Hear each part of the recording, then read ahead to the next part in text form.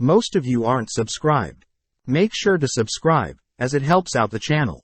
Without further ado, the series starts with our MC, Sunraku, having just defeated the final boss, praised by his elven friend Faria. Seeing as he's now done everything he wanted, Sunraku leaps into the air, kicking and slaying Faria. As we zoom out, we notice our MC celebrating finishing the VR game, Familia Chronicle, happy to have finally repaid Faria for putting him through the horrible game. Our MC narrates how over the years, hundreds of games are produced with the sole purpose of release, but sadly most of these games become trash games. Additionally, there are people who take pleasure from diving in and beating these trash games. These people are referred to as freaks, and our MC Rikuro Hizutome is one of these freaks, given the nickname Trash Game Hunter. Leaving his room, Rikuro gets ready for school, grabbing a bite to eat, changing into his school uniform, only to head out. Being a student of Mahanoki High School, Rikuro trudges through the school halls, clearly exhausted from staying up and playing games. At the same time, we cut to a shy girl, who spots Rikuro from afar, hiding and practicing her lines to start a conversation with Rikuro. Right as Rikuro walks past the shy girl jogs forward, calling out Rikuro's name, but sadly is interrupted as Rikuro has already begun chatting with one of his own friends. Cutting to a game shop, we see the owner, Mana Iwamaki, putting a poster up, hoping that the poster will draw in new customers. Just then, the shy girl, Rei Saiga, enters the store, greeting Mana, only to scan the store to see if Rikuro is nearby. Seeing Rei so focused, Mana tells Rei Rikuro isn't present today, teasing Rei, as Mana is jealous of Rei's youthful personality.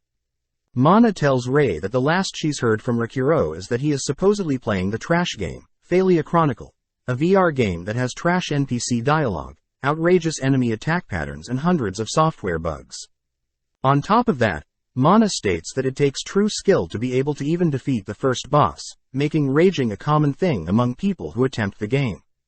Before Rei can learn more about the game, Rikuro appears, greeting Mana, but as Mana tries to introduce Rei to Rikuro, Mana notes that Rei is gone. Venting for a bit, Rikuro states that the Faria is the sole reason that his gaming experience was horrible, stating that Fairy simply causes more and more issues for Rikuro to resolve, and on top of that she gets party members killed. Amazed that Rikuro didn't give up even after all that suffering, Rikuro reveals that the sole reason he put up with all the annoying bugs and NPC interactions is so he can beat up Faria during the final cutscene of the game. Happy to see that Rikuro is satisfied with his performance, Mana notices Rei listening in on their conversation, asking if Rikuro would like to try out a non-trashy game this time. Suggesting Shangri-La Frontier, Mana explains that in terms of enjoyment, the game has been specifically designed for players to enjoy, piquing Rikuro's interest. Heading home, Rikuro begins reading up on Shangri-La Frontier, learning that the game has the Guinness World Record for the most players logged in at once. Apparently, the story of the game involves a mysterious group of aliens from space who had crash-landed on the game's planet, where a society of medieval robotic aliens begin to foster. Fascinated by the sci-fi elements of the game along with the thousands of positive reviews, Rikuro boots up the game. Rikuro also learns that Utopia Entertainment Software, along with genius programmer, Tsukuyo Tsukuri, who was the lead programmer for Shangri-La Frontier, getting Rikuro even more excited about the game's world. Placing on the VR headset, Rikuro opens up the game's start menu, forced to craft his own character. Sifting through the thousands of character classes, Rikuro reasons that the Twin Blade Mercenary class sounds pretty flexible, choosing it and moving on to his character's origins. Stumbling across a Wanderer, Rikuro is happy to hear that Wanderers have low defense, but in exchange players have increased luck, allowing for a higher critical strike chance along with a higher loot drop rate. Finally, Rikuro is prompted with the character accessories, shocked that the game gives the player so much freedom with their character designs. Finishing up the final touches, Rikuro unveils his almost naked avatar, proud of the final touches. Rikuro explains that he's personally not into any flashy designs for his character, always preferring powerful weapons over valuable armor. Luckily, Rikuro was able to sell his starting equipment to help for later expenses, but he reasons that he should at least hide his face, hence the bird mask. Finally, Rikuro's game name, Sunraku, is derived from his real-life name, and is a gamer name that Rikuro uses constantly. Just like that, Sunraku is born, only to confirm his final build, laying down and skipping the beginning game dialogue and thrust it into a forest. Checking out the realistic environment, Sunraku notes how his avatar's movements feel very realistic, running towards a tree, only to begin climbing it. Upon reaching the peak of the forest, Sunraku takes a second to admire the vast scenery and take in the fresh breeze. Pulling up the player's map, Sunraku wonders if a tutorial town for beginners is nearby, but unbeknownst to him, players that choose the Wanderer origin are spawned in a random location within the beginner zone. Starting by noting the location of the forest of Rampant that he's in, Sunraku spots his own marker along with the tutorial town that he notes is nearby. Knowing that he must head west, Sunraku leaps from the trees, cleanly landing on the ground with his bare feet, impressed at how his body moves. Making his way through the forest, Sunraku checks out his stats, not surprised to see that his vitality is quite low, wondering when he'll get a chance to try out his increased luck boost. Right at that moment, Sunraku senses a fast approaching monster, leaping out of the way, just as the monster brings its axe down on Sunraku's position. Surprised to have encountered a monster so early on in the game, Sunraku embraces the challenge, equipping his twin blades and taking a stance, ready to fight. Allowing the goblin to come in close, Sunraku dodges the goblin's swing, pivoting, only to cleave the goblin in half, instantly killing it. Brushing off his instant kill as beginner's luck, Sunraku is happy to see that he's now level 2 and that the goblin dropped its axe. But just then, Sunraku hears another monster approaching. Instantly appearing from a nearby bush, a Vorpal bunny attempts to decapitate Sunraku, but Sunraku blocks its strike, managing to strike the bunny, blowing it back. Knowing that he'll perish if the bunny hits him even once, Sunraku gets serious, clashing with the bunny to get a feel for its movements, spotting an opening, only to land a critical strike on the bunny, killing it for good. Seeing his level rise to level 4, Sunraku is upset the bunny didn't drop its rare blade, but suddenly a screen pops up, notifying Sunraku that he's acquired the flash parry skill that'll help when he blocks or parries strikes. Seeing the newly acquired skill, Sunraku realizes that the game allows players to integrate their own fighting styles, wondering what types of fighting styles he could bring into this game. Excited with the lack of bugs he's personally encountered, Sunraku continues through the forest, trying out his new spin-slash attack on a nearby ogre, but admits he doesn't like how the skill leaves him wide open. Shown to have reached level 12, Sunraku puts his stat points into his stamina, continuing the hunt for the rare blades the Vorpal bunnies wield. After defeating 50 bunnies, Sunraku had finally acquired a pair of rare Vorpal chopper blades that deal bonus critical damage. Checking out his current stat, Sunraku notes that out of all his skills, Screw Pierce is the most useful. Checking where he needs to go, Sunraku realizes that he's quite far away from his initial checkpoint, reasoning it would be best to head to the second nearest town, Secondale. At the same time, we cut elsewhere to see a knight in armor enter a town, having just exited the Rampant Forest. Having finally made it to the first starting town, Firstia, the knight immediately stands out like a sore thumb, catching the attention of all the NPC villagers who note that the knight is part of a special clan. Scanning each villager one by one, the knight hopes to find Sunraku, but as we zoom out, we see that Rei is revealed to be the knight in shining armor. Sad that she couldn't find Sunraku in town. Back with Sunraku, we see that he has made it to a bridge, noting how there is a ravenous python guarding the bridge, deemed the area's boss. Excited to test out his new skills, Sunraku rushes towards the python, leaping over it only to cast tap steps in order to increase agility. Dodging and observing the python's attack patterns, Sunraku concludes that the boss is a beginner-friendly monster, meaning that it should be no problem for Sunraku to slay. Rushing towards the python, Sunraku attempts to land some scratches on the python's body, but the snake's scales are too tough, shattering one of Sunraku's blades.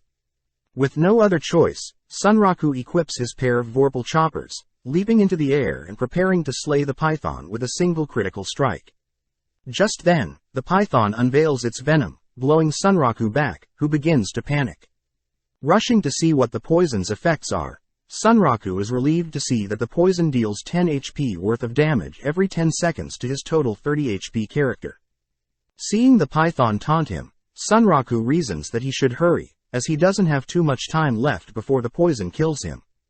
Exchanging blows with the python, Sunraku realizes that slowly picking away at one another will favor the python, therefore he should aim to take the creature down with critical strikes. With his current battle experience, Sunraku believes that critical hits in this game aren't caused by luck, but instead are caused by precise strikes to certain parts of a monster. Since the python's skin is too tough, Sunraku attempts to decapitate the python, but is disappointed to see the creature parry Sunraku's slashes. With no other option, Sunraku uses his screw-pierce skill, opening up a small hole in the python's scales. Piling on strikes and slashes on the exposed wound, Sunraku manages to land multiple consecutive critical strikes, but before he can continue, Sunraku senses the python's tail coming towards him, jumping before he's struck by the tail. As Sunraku begins falling, he realizes the python is ready to gobble Sunraku up, scolding himself of underestimating the game's difficulty, believing that Shangri-La Frontier would be just like any other trash game he played. Snatching Sunraku out of the air, the python attempts to devour Sunraku in one go, but Sunraku holds strong, escaping out of the jaws of the python only to use his flash counter to put some space between him and the python. Grabbing a hold of the python's hair, Sunraku plunges his blade into the python's eye, landing a critical hit and finally defeating the boss. Happy to see that he's reached level 14, Sunraku inspects the python scale and hair that he obtained from slaying the boss, but is reminded that his health has dropped so much. Putting several points into his stamina and agility, Sunraku begins bolting towards the nearest town, in hopes of purchasing an antidote for his poison. Cutting to the gate of a nearby town, we see Mia and Reggie talking about their plan on taming a pet dog in-game. Reggie reveals that he had spent 3 months trying to convince his crush, Mia, to play with him, happy that his dreams are finally happening. Just then, the two are interrupted by Sunraku, who Mia mistakes for a monster, but Reggie points out that Sunraku has a player name, warning Mia to not kill other players as that would earn her a skull above her own game name. Realizing that Sunraku is poisoned, Reggie points Sunraku to a nearby inn, telling Sunraku that he won't be able to save a spawn point until he sleeps in a bed. Grateful for the information, Sunraku heads directly to the inn, but seeing Sunraku so panicked, Reggie tells Mia that when he first started playing the game, he would see players poisoned by the python do the exact thing, impressing Mia with his game knowledge. Chatting with the innkeeper, Sunraku begs the NPC to skip the sign in steps and just give him a room, designated room 102. Leaping into bed, Sunraku manages to sleep, right as his HP hits 0, kicking him out of the game. Due to his death in-game, the game notifies him that his stats have been temporarily reduced. The next day, Sunraku begins exploring the town of Secondia, aiming to purchase a map, recovery items and some new equipment.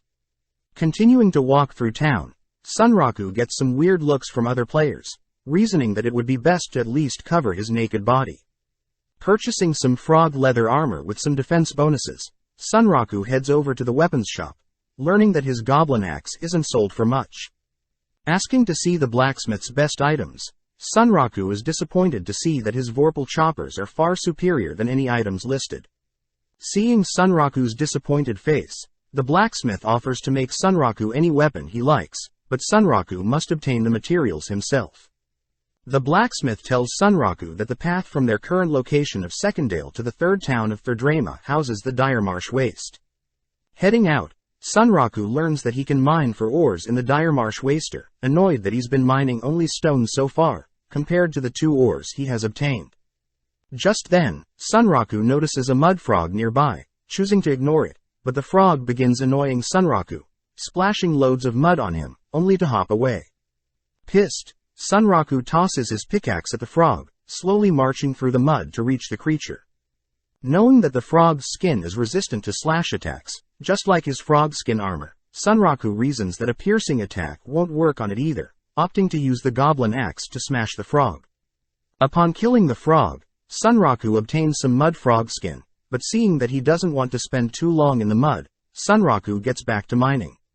Showing off his assortment of ores to the blacksmith praises the amount of ores Sunraku obtained in only 3 hours. Picking up a specific green ore, the blacksmith states that Sunraku has found a marsh coffin fossil, crafting Sunraku a pair of marsh daggers. Amazed at the weapon's durability, Sunraku learns that blacksmiths can also use materials to upgrade players' items. Before Sunraku leaves, the blacksmith advises Sunraku to be careful at night, as the types of nocturnal monsters that spawn at night are quite dangerous, but nonetheless, with Sunraku's death penalties all gone, he gets fired up wanting to try out his new items on these nocturnal monsters. Elsewhere, we notice that the python guarding the bridge has respawned, but stepping up as its challenger is Rei. Charging up a strike, Rei manages to cleave off the monster's head in one go, distracted as she still wants to find Sunraku in this game, deducing that he must be in the town of Secondale. Cutting back to Sunraku, we see him facing off against a red-cap goblin, noting how nocturnal monsters are indeed quite aggressive. Attempting to read the goblin's movements, Sunraku is amazed by the speed and techniques the goblin is using, praising it as it doesn't compare to any monster he's fought before. As if a single goblin wasn't bad enough, Sunraku notices several other red-cap goblins sneaking up on him, wondering if fleeing might be his best chance at survival. Scolding himself for even considering running away, Sunraku welcomes the challenge, but before the goblins can pile on the attacks, a powerful monster appears. Out of nowhere, a unique type monster, Lycagon the Night Slayer, glares at Sunraku, howling as it intimidates Sunraku. At the same time, we see that Rei has reached Secondale, choosing to stand in the open and wait for Sunraku to arrive, but accidentally draws in a huge crowd. Flashing back, Rei is seen speaking with Mia and Reggie, confirming that Sunraku is indeed currently in the town of Secondale, wearing only a bird mask and trunks. Thinking for a bit, Rei is impressed that Sunraku managed to slay the ravenous python, without even visiting the first beginner town, and even managed to make it to the second town all alone. As a token of her gratitude, Rei opens her inventory, handing Mia and Reggie a coordinate teleporter, only to charge up a movement ability, instantly vanishing. Both Mia and Reggie are amazed at Rei's movements, but Mia wonders what that crest is on Rei's back, learning from Reggie that the crest belongs to a clan that focuses on unique monsters, mainly Lycagon the Night Slayer. Reggie states that monsters with the unique title are the rarest types, as normal monsters once slain or captured will naturally respawn, whereas unique type monsters only ever exist once. Apparently there are said to be 7 unique type monsters in the world, with each of their spawn conditions still unknown to players, so these Grade 7 are deemed colossi. Due to their infamy, players have formed clans to solely hunt their respective colossi. Reggie adds that out of the 30 million players ever since the start of the game a year ago, no one has ever defeated a colossi. Cutting back to Sunraku, Sunraku is clearly shocked at the overwhelming power the Lycagon has, having been able to decimate the red-cap goblins, simply by appearing. Within a split second, the Lycagon appears in front of Sunraku, bringing its paw down on Sunraku, but having broken out of his state of shock, Sunraku manages to block the strike with one of his new barrier skills. Leaping back, Sunraku goes on the offense, slashing at the Lycagon's fur, but his blades simply deflect off its thick coat. Leaping back to assess the situation, Sunraku attempts to taunt the creature, but secretly thinks to himself that he's quite lucky to have not died already. Having gained the perfect parry skill, Sunraku is clearly exhausted from slaying other nocturnal monsters all night, but seeing as the Lycagon is his greatest challenge yet, Sunraku reasons he should go all out. Swapping out his marsh daggers for his vorpal choppers, Sunraku uses a slide step, gliding through the air only to land a critical hit on the Lycagon's paw. With no damage inflicted, Sunraku continues to hack away at the creature's tough fur, with no luck of harming the creature.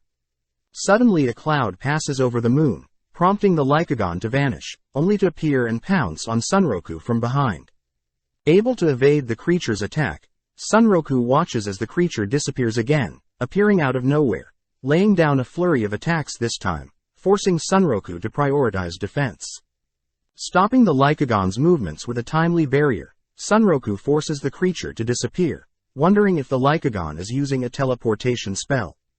Continuing to dodge and evade the creature's random attack patterns, Sunraku wonders how he's been evading and striking the creature's tough fur for the last 5 minutes, but still hasn't caused any damage to the beast. Seeing as the Lycagon's fur is tougher than the ravenous hydra's scales, Sunraku racks his brain to find a way to defeat the creature, as his vorpal choppers are on the brink of breaking. Rushing towards the creature, Sunraku thinks about how the creature is far out of his league, but that mere feeling gets him more fired up, as he scales the creature's body, heading toward its head. Once again failing to puncture the Lycagon's fur with his blades, Sunraku is flung far away from the Lycagon, watching as the Lycagon suddenly howls, paralyzing Sunroku from head to toe. Out of nowhere, the Lycagon disappears once more, right as Sunroku's legs are cut off, falling helplessly to the ground. With a single HP remaining, Sunroku admits defeat, but before the Lycagon claims victory, Sunroku states that he'll one day return and personally take down the monster for himself. Being devoured by the Lycagon, Sunroku is marked by the Lycagon's curse, waking back up in his room. Realizing that he's been cursed, Sunroku reads out the effects of the curse, noting how he can't equip any equipment to the parts of the body that have the Lycagon's scars. Monsters of a lower level than Sunroku will automatically flee. Conversations with NPCs will be affected due to the curse. Body parts afflicted by the curse have magic resistance, and that the only way to remove said curse is from the prayer of saints or by slaying the curse user itself. Wondering if he's truly screwed, Sunroku goes on a walk to clear his mind, but gets pissed at his circumstances. Calming himself once more, Sunroku checks out his new stats, seeing that he's currently level 28, having still leveled up simply by fighting the Lycagon. Beginning to distribute his level points, Sunroku ends up placing most of the points in agility and stamina, once again panicking as his defense is so weak, he'll probably perish after a single attack. At the same time, Sunroku spots his luck attribute, wondering if his height luck was the reason he survived with 1 HP after the ferocious attack by the Lycagon. Trying to think of a plan moving forward, Sunroku suddenly spots a bunny nearby, wondering if it's related to a Vorpal bunny, chasing after it. Hoping that he'll get some kind of rare drop upon catching it, Sunroku manages to corner it, but just then, a door appears, allowing the bunny to escape. Checking out the door, Sunroku sees that it's a unique invitation from Rabbituza, remembering that he had read up on these unique scenarios, where players are prompted with a quest, and upon completion get a rare item or skill. Knowing that even the strongest clans would kill to be given a unique scenario like him, Sunroku is pleased with placing most of his level points in luck, entering the door, but as it closes it's revealed that the recommended level is 80 compared to Sunroku's measly 28. Appearing from a massive tree, Sunroku spots Vorpal bunny civilians living in their own bunny town, but suddenly hears the bunny he had been chasing call out to him. The bunny states that it's amazed that Sunroku was willing to take on the Lycagon all by himself, managing to constantly evade the monster's attacks, all whilst endlessly carving away at the Lycagon. Wondering who this bunny is, the bunny continues to praise Sunroku's accomplishments, but Sunroku only gets weirded out, believing that NPCs should be affected due to his Lycagon's mark.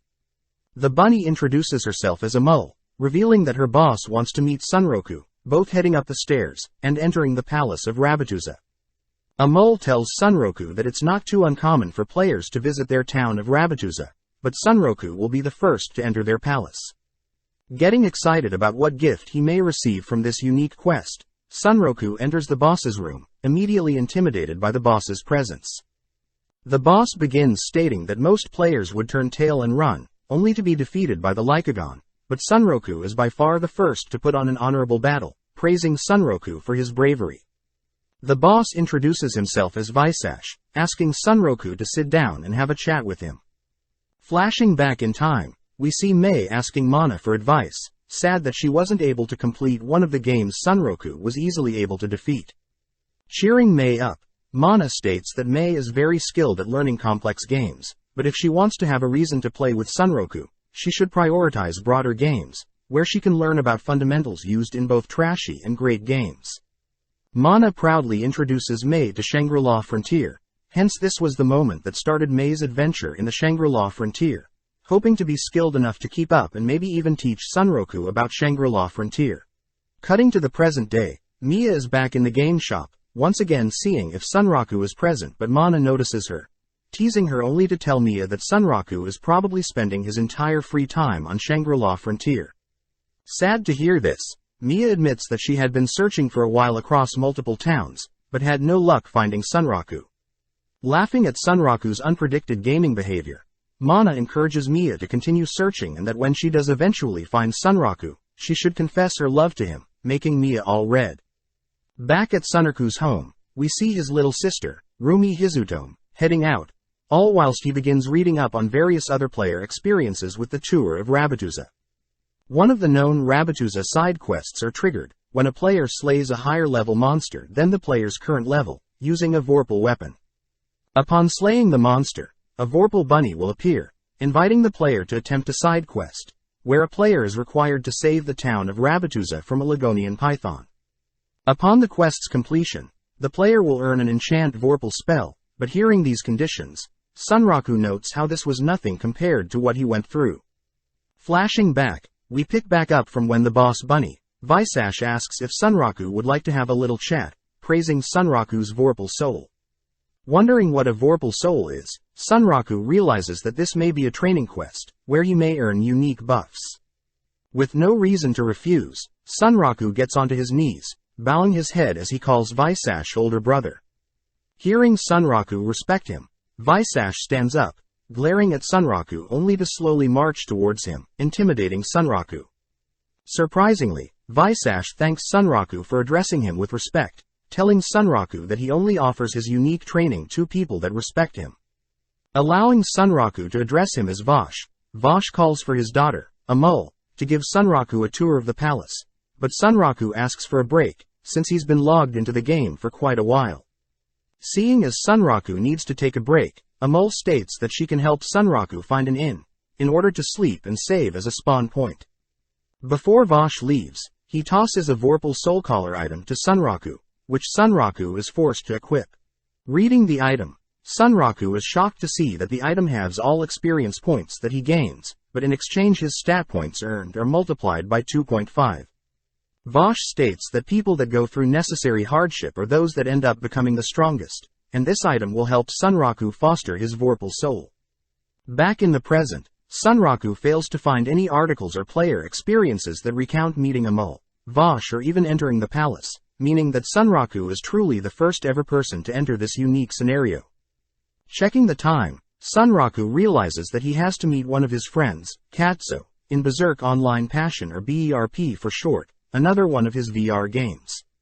BERP is a fighting game that is part of the trash games he's played in the past, and since it's quite an unpopular game, the player base has shrunk substantially, meaning most players know each other.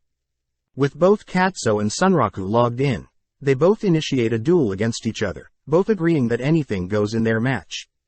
Dashing towards Sunraku, Katsu shows off his new tentacle glitch move, impressing Sunraku, having expected nothing less from a pro gamer.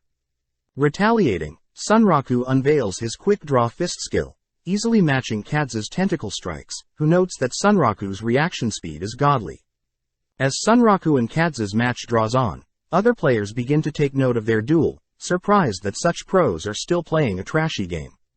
Unfortunately, a bug in Katsu's texture allows Katsu to defeat Sunraku, unable to defend the bugged strike.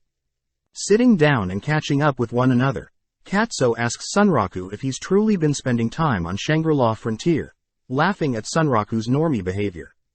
Sunraku tells Katsu about the existence of the 7 colossi, adding that only 4 of them have ever been discovered. Additionally, Sunraku states that he had encountered one of them, claiming that he'll only stop playing once he becomes the very first to defeat one of them. Seeing Sunraku's passion, Katsu admits that he might give the game a go, but adds that he's also messaged another one of their friends about Sunraku playing Shangri-La Frontier. Cutting to a purple-haired girl, Arthur Pencilgun, we see Arthur nonchalantly player killing a group of adventurers in Shangri-La Frontier, notified that Sunraku has started playing the game as well, all whilst we notice Arthur is currently level 99. Back with Sunraku, we see him exiting Rabbituza with Amul, who states that she can create teleportation gates to and from Rabbituza anytime she wants.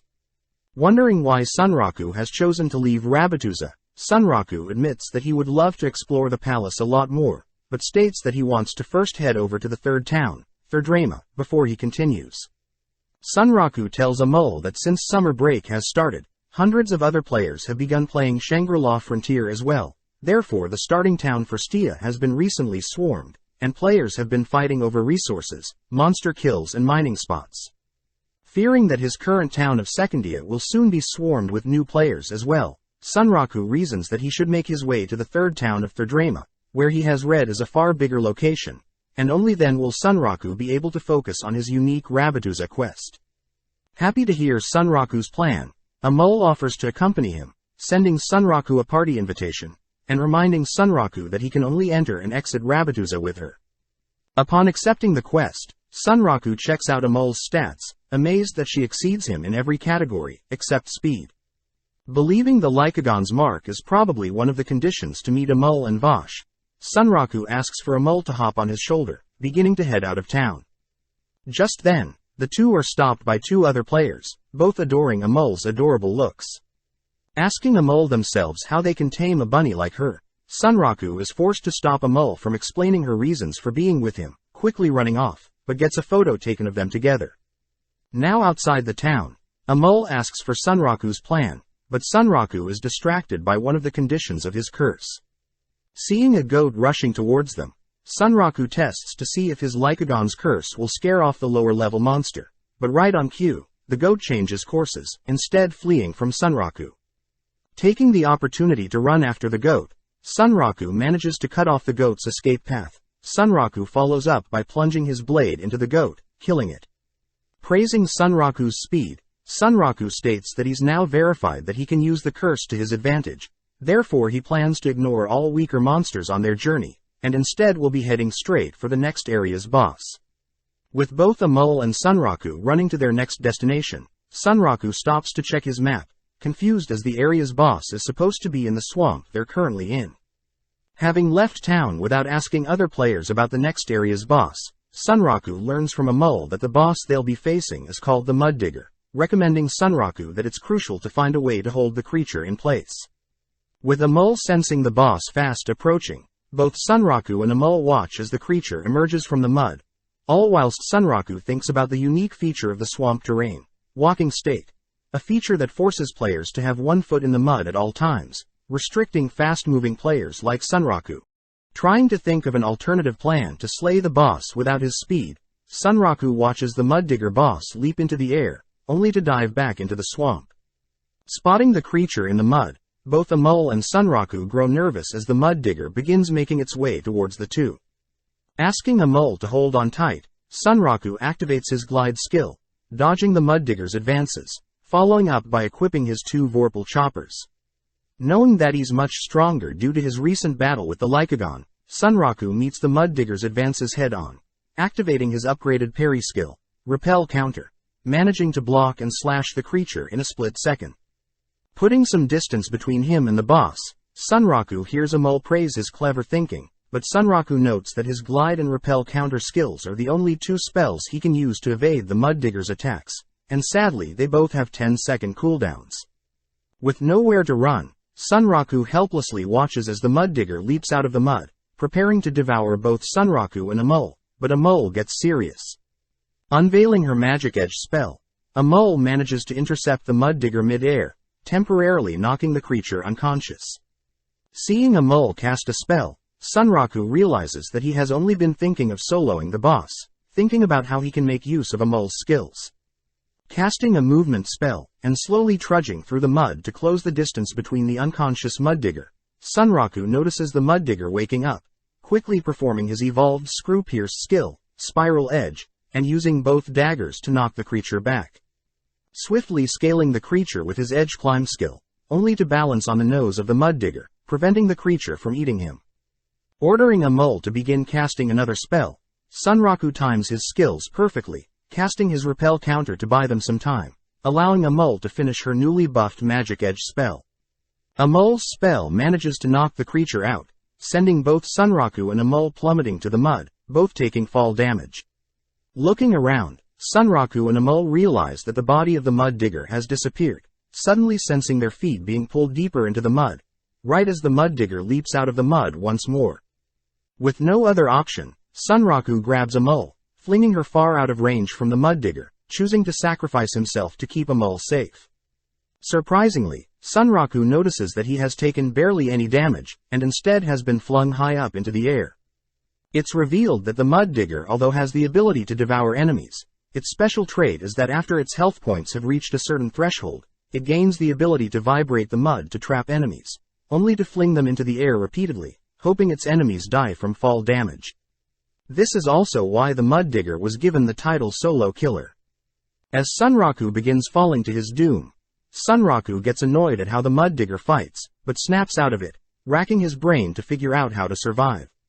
Wondering if a mole could hit him with a spell to stop his fall, Sunraku reasons that he would probably die from any spell, so he ultimately accepts his fate.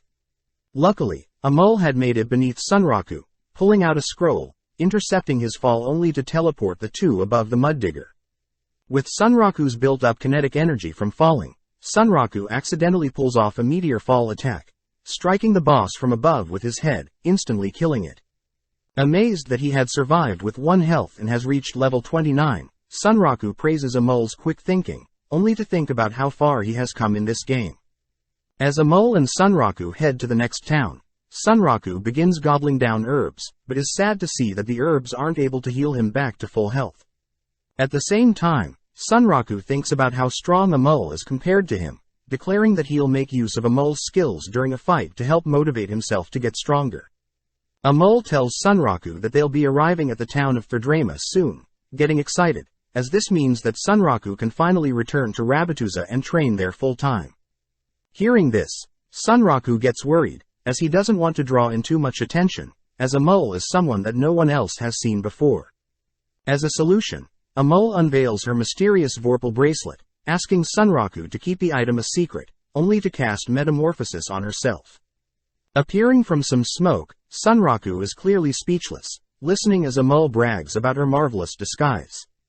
Bursting with glee, Sunraku is happy that he may end up building his harem of gorgeous women, but is interrupted when a mole transforms back, stating that her transform skill only lasts for 4 to 5 minutes, so she'll only use it to get through town, and transform back when they're safe. As the two begin brainstorming stories to explain the reason for their unusual party, they finally make it to the town of Thirdrama, both sprinting down the hill to enter the town. Stopped at the entrance by some guards, Sunraku is questioned for his markings on his body, but a mole's transformed self is able to make up a story, convincing the guards to let them through. Before Sunraku can enter the town, he overhears nearby adventurers whispering something, only to be suddenly grabbed by a player called Animalia. Cutting back to when Sunraku and a mole had escaped the second town, but unfortunately, 2 girls had taken a picture of the duo, only to post the picture to a forum asking other players about a mole. Going through the responses, various players mention how it's peculiar to have a pet animal speak, wondering if Sunraku is cheating, but Animalia in particular knows that the only animals players can tame are dogs and cats. As the picture of Sunraku and a mole spread across the forum, various players begin to dissect his outfit and marks, deducing that Sunraku had been cursed by the Lycagon, but is still unsure as to how he has a pet bunny. Just then, Orsalot, the leader of Ashura Kai, a clan known for killing players, offers to hunt down and interrogate Sunraku. Cutting to a Siger 100, this mysterious lady has heard of the attention Sunraku is getting and has personally messaged Sunraku, offering to protect him. Back in the present, Animalia continues to cling onto Sunraku, demanding to know how Sunraku managed to tame a Vorpal bunny. Knowing that his quest given to him by Boss Bunny Vosh and a mole is a never-before-hidden quest, Sunraku tries to think of a way to get out of the situation, but suddenly Arthur appears, slashing at everyone. As Animalia, Sunraku and a mole all evade Arthur's strike, Sunraku recognizes Arthur as Pencil Knight from other games they've played, but Arthur corrects Sunraku, officially introducing herself as Arthur Pencilgun in Shangri-La Frontier. At the same time, Sunraku notices Arthur's absurd level of 99 and the player killer icon above his name. Flashing back, we cut to a game by the name of Unite Rounds, following several knights who have pillaged and raided several homes in a town. As the knights leave satisfied with the loot they've obtained, they turn to spot Sunraku, who pounces on them, slaying them and stealing the loot they obtained. Apparently, Unite Rounds was a MMORPG game based around knights protecting a kingdom from the invasion of monsters, but the terrible design of the game made it so loot drops were absurdly low, and even basic quests like herb gathering took a minimum of 12 hours. As a workaround, players like Sunraku reasoned that it would simply be easier to steal, hence creating the era of Pencil Knight and her rule over the kingdom. Following Sunraku and Katsu, we see the two enter the game's palace, looting several bodies that had been left behind, but due to their strange circumstance, Katsu wonders if the monsters of the game are the true enemies, or is it Pencil Knight and her strange rules. Acknowledging the strange state of the game, Sunraku commends Pencil Knight's thinking though, as she welcomed people who challenged her, but also helped her enemies grow stronger. Entering the throne room, Sunraku and Katsuo greet Pencil Knight, noting how she had gained the title Dystopia Empress. Impressed that Sunraku and Katsuo were able to reach her throne, Pencil Knight agreed to challenge the two, but before they clashed, we cut back to the present. Staring at Arthur, Sunraku reveals that their duel in Unite rounds ended in a draw, with them both slaying each other. Sadly, Sunraku knows that currently, Arthur's stats are far superior, asking Amul to move aside whilst preparing to clash. With Arthur making the first move, Sunraku is able to evade Arthur's slash, watching as Arthur leaps over Sunraku, all whilst whispering that she is dying to defeat Sunraku. As Arthur slides back, she tosses 3 poisonous daggers at Sunraku, forcing him to evade and block the blades, but this impresses Arthur, who deduces that since Sunraku is able to react to her moves, Sunraku must be at least level 30. Happy that Arthur is acknowledging his skills, Sunraku overhears Animalia state that Arthur is the second strongest player from the player-killing clan, Ashura Kai, given the nickname of Giant Killer for purposely player-killing high-level players.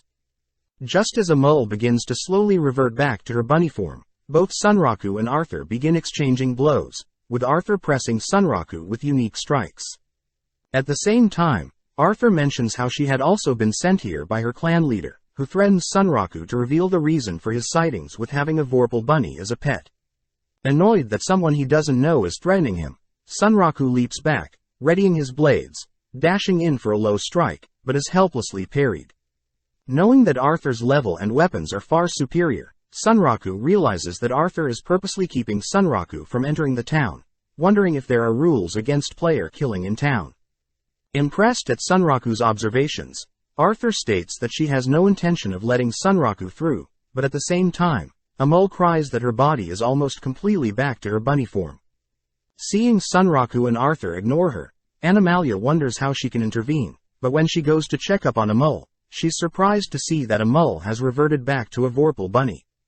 Frustrated that Amul's cover has been blown, Sunraku uses a repel counter to stall Arthur's advances, calling Amul to cling to him, as he makes a dash towards the town. Hearing that Animalia wants to spend time with Amul, Sunraku accepts the offer, and in exchange Animalia will help Sunraku and Amul reach the town, where he can have Amul create a gate to Rabbituza. With Animalia intercepting Arthur from catching up with Sunraku, we see Sunraku grateful for the help, but just then, Sunraku freezes in place, spotting Ketchum, Lass, Branch and Remy, all members of the player Asura Kai as well. Arthur smirkly remarks that she never said she worked alone, thanking Sunraku as she now gets to face off against Animalia, the leader of the SF Zoo clan, known for studying monsters and not engaging in combat. Whilst Sunraku evades the 4 other members of Asura Kai, Animalia is seen casting a powerful 5-layered spell, easily able to land it on Arthur. But when the dust from the explosion clears, it's revealed that Arthur's had absorbed the spell, allowing Arthur to reflect the spell. Approaching Animalia, Arthur praises Animalia's potent spell, as it would apply poison, paralysis, drain, exhaustion and speed debuffs, normally intended to help with recording monster footage. Demanding to know how Arthur reflected her spell, Arthur unveils the Karmic Straw Doll item, being a one-use item that can absorb and reflect any curse. Seeing as her job is basically done, Arthur mocks Animalia's pathetic state, but at the same time, Sunraku is cornered, with all 4 other player killers ready to slay Sunraku. Out of nowhere, Ray appears, charging up a powerful strike, bringing it down to scare away the player killers, and luckily slaying Ketchum. Flashing back, Ray is seen depressed to still have not run into Sunraku, but as she thinks about all the games she's tried to learn just to play with Sunraku, she reasons that Shangri-La Frontier is her best chance to play with Sunraku. Upon loading back into the town of Secondale, Ray receives a message from her sister Siger 100, asking Ray, who is referred to as Siger 0, to search for a player that had been spotted with a Vorpal bunny. Marching through town, Ray notes how it must be fate, that Sunraku is the player that her sister is ordering her to search for, casting a movement spell as she rushes towards the 3rd town. Luckily, Ray has finally caught up with Sunraku, spotting members of the Asura Kai attempting to slaughter Sunraku.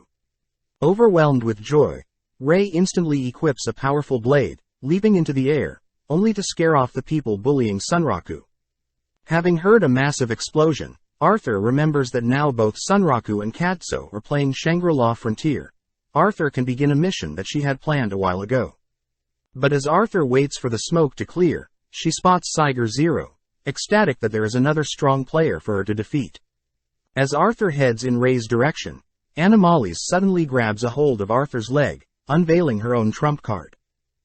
Flashing back, we follow Ray one day, and happen to stumble onto Sunraku as Hizutome for the first time.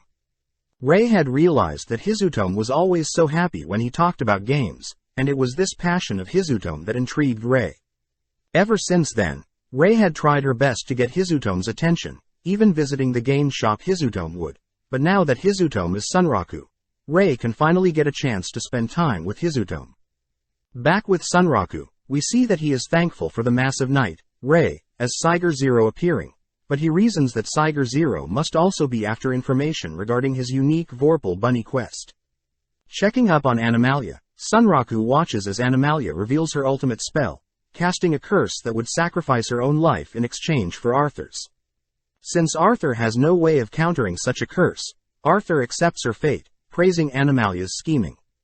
Seeing as this is the perfect chance, Sunraku whispers for a mole to prepare a gate to Rabatuza, only to use Ray's armored body of Ray to leap over the remaining members of Asura Kai. With Ray preventing anyone from chasing after Sunraku, the remaining members of Asura Kai get pissed, but Ray simply dismantles and cleans up the members. Successfully making it into town, Sunraku and Amul travel back to Rabatuza, only for Amul to consume some mana potions to replenish her depleted mana. At the same time, Sunraku notices that Arthur had sent him an email, making up an excuse for supposedly losing to Sunraku.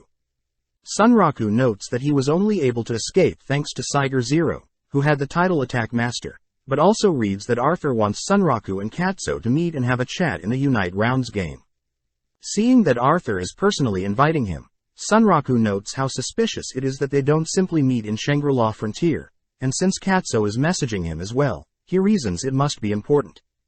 Nonetheless, Sunraku states that it's time for him to continue on the special training Amul and Vosh want him to partake in. With an excited Amul leading the way, they both head to the Vorpal Coliseum, where Amul states that Sunraku's first task is to eliminate 10 monsters in this Coliseum, but the twist is that he can only use Vorpal weapons.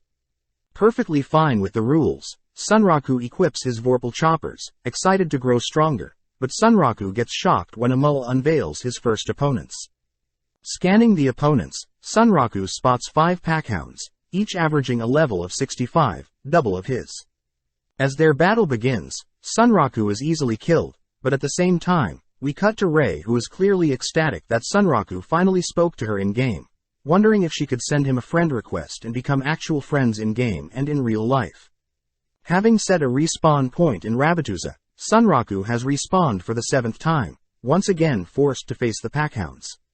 Analyzing the unique synchronicity of the hounds, Sunraku deduces that there must be a leader among the pact, evading and creating space, only to activate his sidestep skill, dashing towards the leader of the pact. Thrusting his daggers with his spiral edge skill, Sunraku chases after the pact leader, tossing one of his blades at the leader, only to finish it off with several critical strikes. Now with the rest of the hounds unorganized, Sunraku easily finishes off the first wave of enemies, impressing Amul. Next up, Sunraku faces a parasitic tentacle creature, but Sunraku manages to defeat it by cutting off the creature's tentacles one by one, taking him 4 tries. His third opponent was a goblin berserker that Sunraku easily dismantled, which took him 2 tries. Sunraku's fourth opponent was Dinobore that would charge and explode on impact, but Sunraku simply evaded the creature and carved it up, taking only 1 try. Sunraku's fifth opponent was an annoying toxic eagle that took him 112 attempts. The sixth was a armored larva that spat poison that took only 1 attempt. The seventh was a execu panther that only took 1 attempt. The eighth was a twin-head tiger that took 2 attempts, and the ninth was a golem ended up taking up 7 tries. Finally, with one final opponent, Sunraku is pumped up, but realizes that all this time fighting only granted him a single level. Seeing as Sunraku had been tirelessly grinding away at the 9 monsters so far, Amul suggests that Sunraku at least take a break, but Sunraku in his exhausted state refuses to let the momentum go, asking for his final challenger. At that moment, Vosh appears, praising Sunraku for defeating the 9 assigned monsters so fast, choosing to pick the 10th challenger himself. Vosh unveils a creature that he had specifically sought out, tossing it into the arena, only to allow the creature's seal to be released. Attempting to figure out the type of creature he's facing, Sunraku believes that it must be some sort of mage type, but Vosh interrupts, stating that he knows Sunraku won't be able to defeat the creature. Instead, Vosh assigns Sunraku a special condition, stating that Sunraku will win if he manages to survive for 5 minutes, revealing that the creature is an aberrant wood mage. With the timer starting, Sunraku believes that survival is quite easy, but out of nowhere the wood mage fires a projectile that Sunraku never saw coming. Having barely missed Sunraku, the wood mage continues with a binding spell, forcing Sunraku to begin avoiding the roots. Seeing Sunraku hold his own against the creature, Vosh cheers Sunraku on, but it's revealed that out of the 30 million players in Shangri-La Frontier, Sunraku is the first to ever face an aberrant woodsman creature with a level of 120. Check out one of our other videos on the screen or in the info card above. Subscribe, like and comment.